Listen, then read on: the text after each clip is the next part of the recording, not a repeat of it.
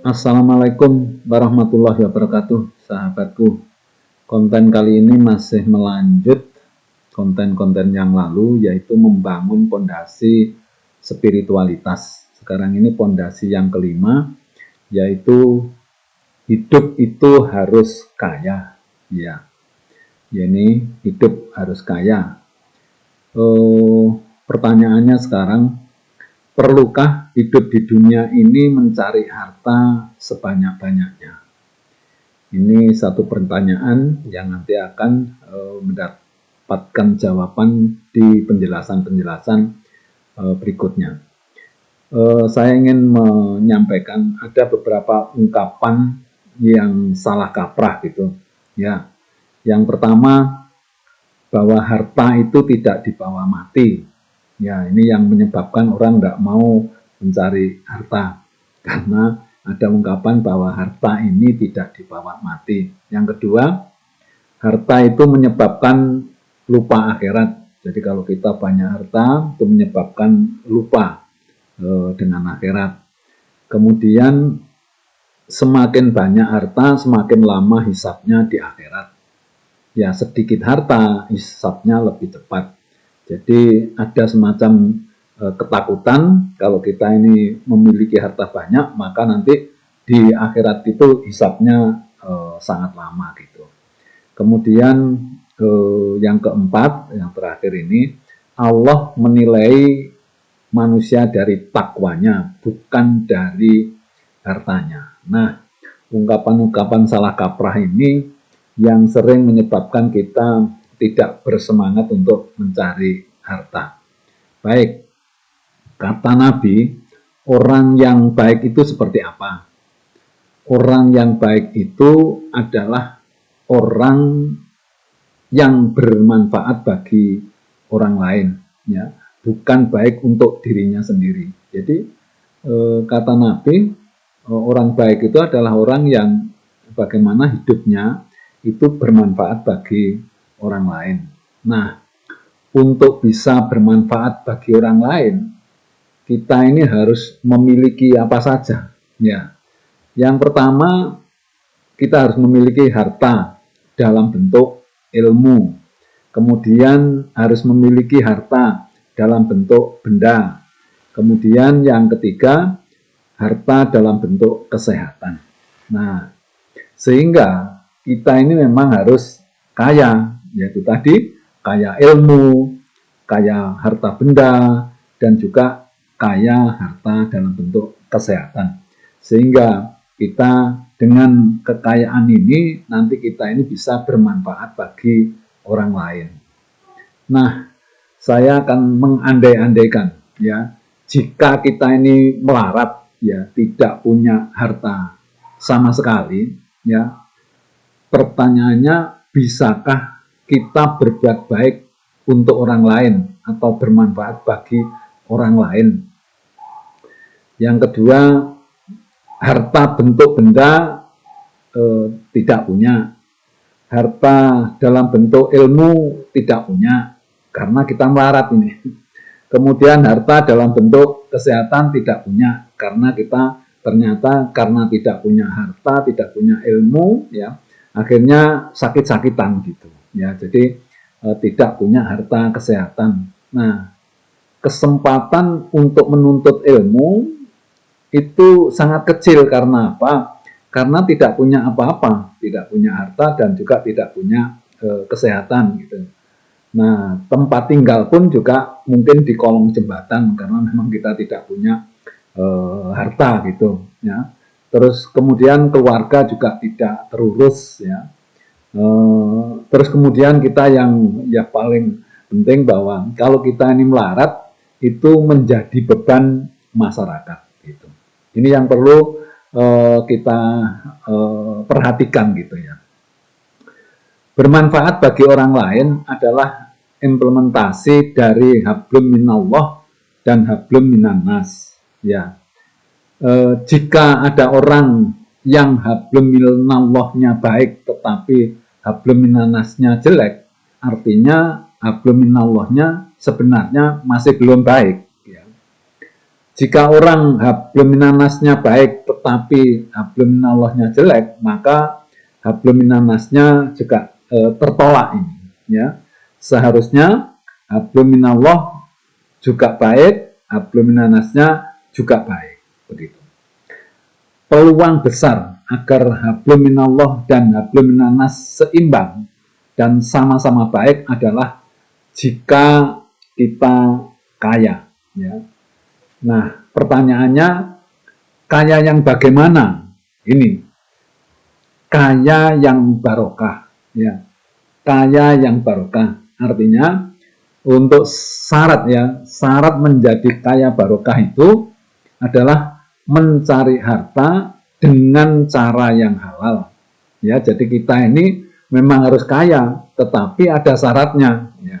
Bagaimana caranya untuk mencari harta? Yaitu mencari harta dengan cara yang halal dan dibelanjakan di jalan Allah. Jadi kalau kita kaya dengan cara yang halal dan kita belanjakan ke jalan Allah, lah ini sangat mulia, sangat baik, ya. Ini yang diharapkan, hidup kita ini seperti ini. Untuk memotivasi agar kita berusaha menjadi kaya, ya. Yang pertama itu pemahaman bahwa semua harta itu akan kita bawa mati. Secara fisik memang tidak, tetapi secara pertanggungjawaban ya kita bawa mati. Bahkan pada saat kita mati, kita memiliki harta yang kita tinggal. Kalau hartanya ini memang digunakan untuk jalan ke jalan Allah, maka kita masih mendapatkan ya pahala, ya, jariah kita gitu, ya. Karena kita punya harta, kita tinggal, mati, pertanggungjawabannya kita bawa, tetapi harta yang kita tinggal digunakan untuk kemaslahatan umat, maka kita akan mendapatkan pahala. Kemudian mencari harta barokah, justru kita mengingat akhirat setiap saat. Jadi kalau kita ini tadi ada ungkapan bahwa kalau kita ini banyak harta lupa akhirat. Justru kalau kita ini mencarinya harta itu secara barokah, secara halal, maka sebetulnya kita tetap ingat ke akhirat. Jadi justru kita akan menggunakan harta kita untuk kepentingan dunia maupun akhirat. Kemudian tidak perlu hisab lama, ya. Kita kan ada pemahaman bahwa kalau kita ini kaya banyak harta, hisabnya lama. Ya, sebetulnya perhitungan Allah itu sangat cepat. Seberapa banyak harta kita, itu Allah akan memperhitungkan dengan cara yang cepat. Jadi tidak perlu khawatir bahwa nanti hisabnya lama. Allah maha cepat, ya. Mohon maaf. Hisabnya sangat cepat sekali. Kemudian peluang kita mencapai takwa yang tinggi kalau kita kaya. Maksudnya, kalau kita ini melarat nggak punya apa-apa, maka kita tidak bisa berbuat sesuatu yang bermanfaat bagi orang lain. Nah, kita akan mencapai takwa yang tinggi kalau kita ini justru kaya.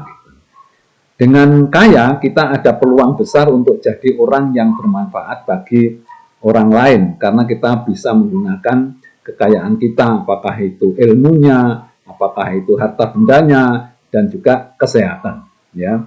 Jadi ada 3 kekayaan tadi, kaya ilmu, kaya harta benda, kaya kesehatan. Nah, untuk menjadi kaya barokah, yang pertama kita harus berusaha keras dan tentu berdoa. Kemudian bekerja dengan cara yang halal. Yang ketiga, harta dibelanjakan di jalan Allah, yakni bermanfaat bagi orang lain. Kemudian memeras otak untuk sesuatu yang baru dan mencapai kemajuan positif. Jadi ini mungkin saya agak jelaskan ini ya, sedikit gitu. Jadi karena kita ini terpengaruh oleh bahwa tidak perlu kita ini mencari harta sebanyak-banyaknya, atau kita tidak perlu mencari harta karena toh nanti tidak dibawa mati. Kemudian kita juga tidak memanfaatkan otak kita, pikiran kita untuk berpikir untuk mendapatkan sesuatu yang baru, ya, untuk mencapai kemajuan. Jadi kita malas berpikir akhirnya karena tadi pemahaman bahwa harta ini tidak perlu. Lah, harta ini sebetulnya juga termasuk kekayaan ilmu tadi itu. Ya, jadi harusnya kita memanfaatkan otak kita supaya ada kemajuan. Jangan sampai kita ini, mohon maaf, sebagai orang beragama, katakanlah Islam, tetapi tidak memanfaatkan otaknya. Jadi kehidupannya akan tertinggal gitu. Tertinggal karena apa? Karena tadi pemahaman yang salah kaprah tadi. Kemudian dalam mencari kekayaan selalu berpikir keseimbangan ya dari berbagai aspek ya, dunia akhirat, kemudian hablum minallah, hablum minannas, jadi tetap menjadi pertimbangan. Saya akan memberikan semacam simulasi pemanfaatan kekayaan, maksudnya seperti ini. Jadi kalau kita ini masih ketiga kekayaan tadi itu masih lengkap, yaitu kaya ilmu, memiliki ilmu, harta benda, dan kesehatan, maka kita bisa memanfaatkan maksimal. Jadi keberadaan kita, hidup kita bisa memberikan manfaat kepada orang lain secara maksimal karena masih utuh. Ilmu punya, harta benda punya, kesehatan juga punya. Sekarang kalau salah satu tidak ada, umpamanya saja memiliki ilmu dan memiliki harta benda, tapi tidak sehat, itu pun masih bisa menggunakan hartanya ya untuk berbuat baik kepada orang lain. Nah, sekarang kalau memiliki ilmu dan kesehatan saja, harta sudah tidak punya, katakanlah di akhir-akhir ini menjadi bangkrut sehingga tidak punya harta, yang punya hanya ilmu dan kesehatan. Ini kita masih bisa berbuat bermanfaat bagi orang lain. Kita gunakan, kita amalkan ilmu kita. Kemudian kalau kita memiliki harta benda dan sehat, ya kita masih bisa menggunakan harta benda karena kita masih punya harta benda dan sehat. Kemudian hanya memiliki kesehatan saja, jadi harta sudah tidak punya, ilmu juga tidak punya, tapi masih sehat, ya memiliki kesehatan, maka kita gunakan tenaga kita untuk beramal yang bermanfaat bagi orang lain. Nah, kesimpulannya ya, untuk bisa bermanfaat bagi orang lain, kita harus berusaha kaya. Kemudian menjadi kaya dengan cara yang benar, ya, cara yang halal tadi. Kemudian kekayaan kita gunakan ya di jalan Allah, ya. Kemudian tidak perlu takut kaya hanya karena hisabnya panjang, ya. Ingat, perhitungan Allah itu super cepat, ya, super cepat, mengalahkan komputer yang canggih pun gitu. Kemudian manfaatkan sisa umur, ya, karena sisa umur yang saya katakan sisa umur itu setiap orang hidup hari ini, bahkan bahwa sisa umur itu ya hari-hari berikutnya, karena kita tidak tahu kapan mati, sehingga apakah itu masih muda, ya sudah dewasa, atau sudah tua, apalagi itu kita gunakan ya kekayaan yang masih ada untuk bermanfaat bagi orang lain. Demikian konten kali ini. Terima kasih, semoga bermanfaat.